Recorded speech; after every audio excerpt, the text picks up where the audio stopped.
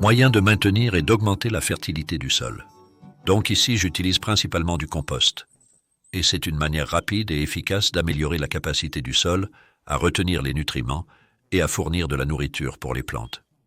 Et quelque chose d'autre que vous pouvez faire aussi est ce que nous avons fait ici, qui était de la moutarde, du fumier vert ou une culture de couverture, ce qui signifie une plante qui pousse pour utiliser l'énergie du soleil qu'elle convertit en carbone par photosynthèse et qui ajoute de la matière organique et par là indirectement de la fertilité au sol et de la nourriture pour les plantes et maintient le sol ouvert, lui donne plus de structure. Donc dans ce sol, ici nous avons déjà toutes les racines des moutardes, encore là elles sont en train de mourir. Ceci a été tué par le gel.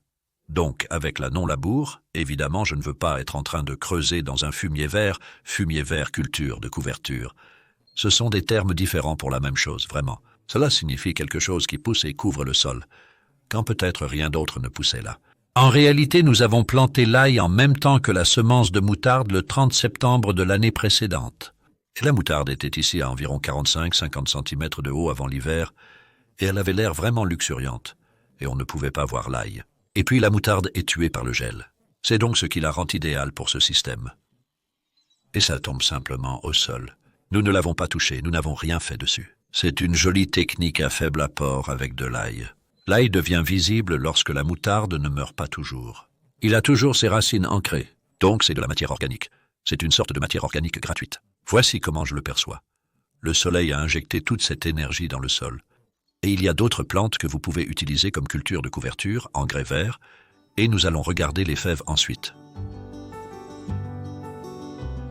Ce sont des plantations différentes, même concept, et démarrées plus tard. Donc, ce sont en fait des fèves et des pois que nous avons semés début novembre. Mes lits d'essai sont alors nettoyés début décembre, enlevant les dernières plantations comme le chou frisé. Je creuse ceci par cela. Donc, les deux lits ont reçu la même quantité de compost, tout comme l'ail. Donc, je fais les deux. Je veux vraiment augmenter la fertilité. Et ces fèves ont été mises en terre le 7 décembre. Nous sommes maintenant à la fin de janvier. Donc, 2 mois en plein hiver, c'est inhabituel. C'est dû à notre climat doux et à leur indifférence pour la pluie. Nous avons eu des averses de pluie. Nous avons eu des vents forts. 1 ou 2 se sont détachés, puis aucune protection.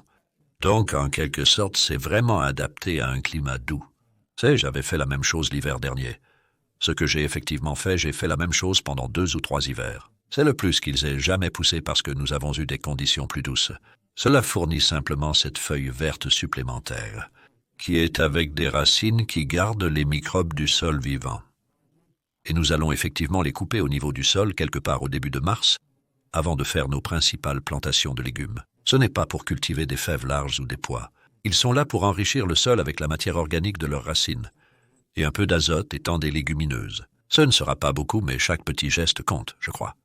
Et nous récolterons également avant de les débarrasser des sommets de fèves et des pousses de pois, qui ne sont que les pointes des plantes.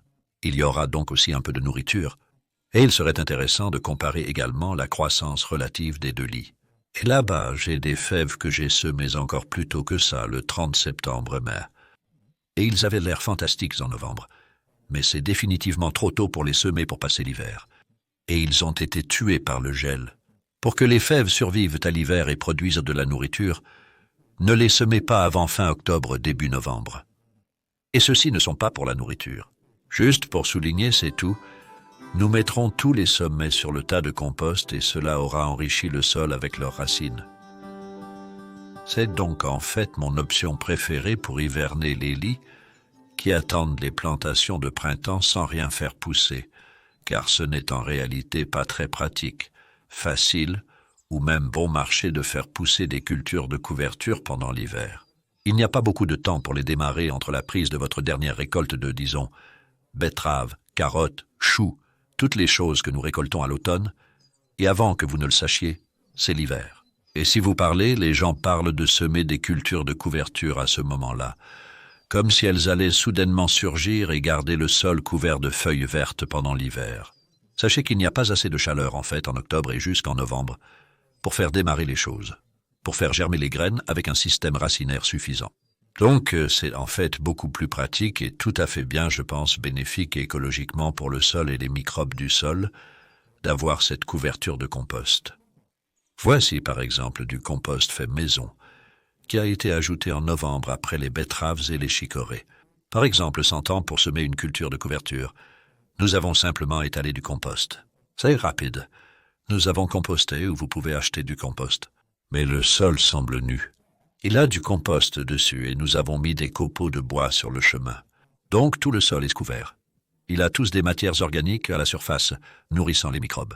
C'est un écosystème très sain. Et d'après mon expérience de cela depuis 4 décennies maintenant, vous mettez les graines et les plantes très tôt au printemps et tout fonctionne déjà biologiquement. Et ils prennent de vie très rapidement. Et cela vous laisse juste avec ce travail d'hiver de simplement effleurer la surface parfois. Plus en fin d'hiver, début du printemps, juste avant de semer ou de planter, ou aussi pour arracher quelques mauvaises herbes. C'est mon mode d'hiver préféré. Mais vous pouvez cultiver des cultures de couverture si vous avez le temps. Si vous avez des graines, les graines peuvent être chères, mais dans le cas des fèves et des pois que je vous ai montrés, c'est de la graine maison, ce qui est possible à faire. Nous avons même fait des moutardes maison à partir de graines. Cela fonctionne aussi. Consultez mon livre sur la culture sans labour, qui parle beaucoup de ce système de culture, de cette méthode, et aussi de mes cours en ligne. Merci.